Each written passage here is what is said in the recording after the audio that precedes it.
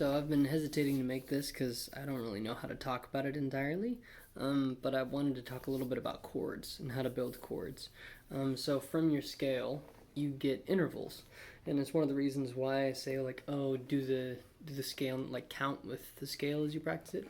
1, 2, 3, 4, 5, 6, 7, 1, 2, 3, 4, 5, 6, 7, 1, 2, 1, 7, 6, 5, 4, 3, 2, 1, 7, 6, 5, 4, 3, 2, 1, 7, 1, right? And it's because these are actually all intervals, major intervals. So like 1, 2, that's a second. 1, 2, 3 is a third, a major third. 1, 2, 3, 4 is a fourth. 1, 2, 3, 4, 5 is a fifth. 1, 2, 3, 4, 5, 6 is a sixth. 1, 2, 3, 4, 5, 6, 7 is a seventh. And 1, 2, 3, 4, 5, 6, 7, 1 is what you call an octave. And then with jazz chords, you just keep on counting up instead of starting over. So like sometimes you'll see like C major 9, and it'll be a C, like a C major chord, but or I'll use G major 9. In this case, you'll go 1, 2, 3, 4, 5, 6, 7. And instead of saying 1, you'll go 8, 9. That just means it's a G with a 9 in it. 1, 2, 3, 4, 5, 6, 7, 8, 9. And it's a G major chord. So that means that it's just sort of all the intervals as they come.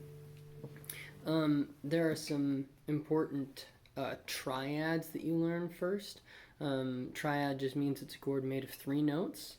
And there are 4 kinds of triads to know. 2 really important ones. You have a major triad, which is going to be the 1, the 3, and the 5. 1, 1, 2, 3, 1, 2, 3, 4, 5.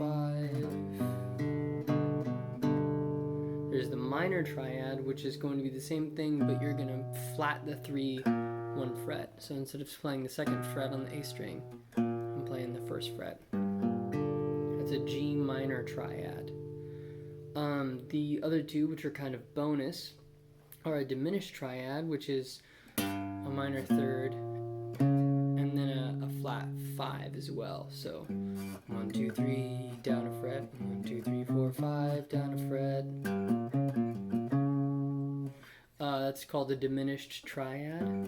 Diminished. And then you have the augmented. So it's with the major 3rd. 1, 2, 3.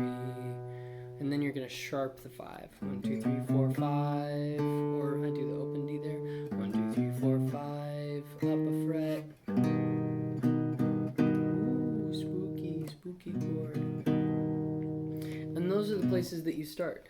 Something that kind of amazes people is that, like, let's say I'm doing like G regular. G as you find it in any Bob Dylan song, right? So I'm doing 3rd fret, 2nd fret, open, open, 3rd fret, 3rd fret. That's a G triad.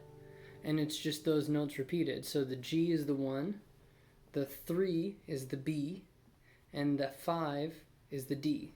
That's the G major triad. G, B, D. 1, 1, 2, 3, 1, 2, 3, 4, 5.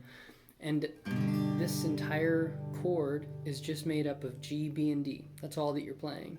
G, B, D, G, D, G. Really, it's mostly made up of G, quite frankly. Or you take a C major chord. So now you're going to find the C chord based on the C major scale. You go 1, 2, 3, 4, 5, 6, 7, 1, 7, 6, 5, 4, 3, 2, 1. 1, 2, 3 is an E. 1, 2, 3, 4, 5 is a G. So you have C, E, G. And you notice you have C, E, G, C, E. And you can either play the low E, which sounds kind of unresolved, or you can play the low G, which is like an old Bon Iver chord, you know? Excuse me. You can do this with all your minor chords too. So like A minor, right?